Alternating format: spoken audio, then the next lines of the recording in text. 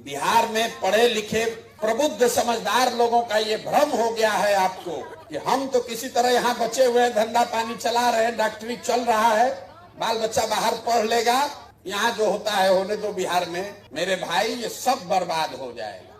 हम गांव में देखते हैं बहुत प्रसिद्ध लोग, बड़े लोग, बड़ा बड़ा घर बनाया है, खंडहर हो गया, सब बाल बच्चा चला गया। अगर आप ये सोच रहे हैं कि हम तो इससे बढ़िया है, सहरसा में घर और बन गया है, धंधा बिजनेस चल रहा है, बेटा बेटी बाहर सेटल हो गया, कभी कभी साल में आप जाके घूम के आते हैं, मेरे भाई आपका भी जड़ खत्म हो जाएगा। पलायन का दंश सबको डसेगा। इतने फर्क है कि गरीब का लड़का मजदूरी करने जा रहा है, आपका लड़का बाहर पढ़ने और नौकरी करने जा रहा है। जा तो दोनों का लड़का रहा है।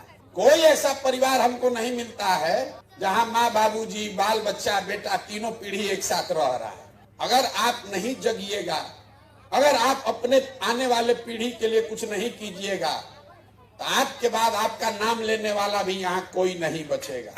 बंगलोर में और अमेरिका में, दिल्ली के किसी फ्लैट में बहुत बड़े आदमी है तो फार्म हाउस में आपका बच्चा रह सकता है, लेकिन आपका जो अभिमान है, आपकी जो जमीन है, आपका जो जड़ है, वो नहीं बचेगा।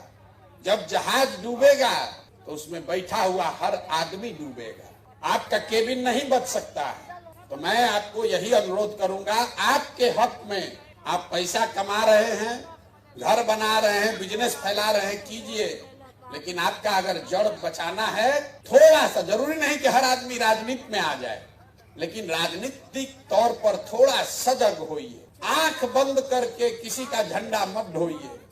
आंख बंद करके ड्राइंग रूम में बैठ के ये मत कहना शुरू कीजिए कि बिहार का तो कुछ नहीं हो सकता है। एक अच्छा आदमी हारता है तो हजारों अच्छे लोगों की ताकत, उसका विश्वास हिल जाता है कि भैया राजनीति हमारे लिए नहीं है।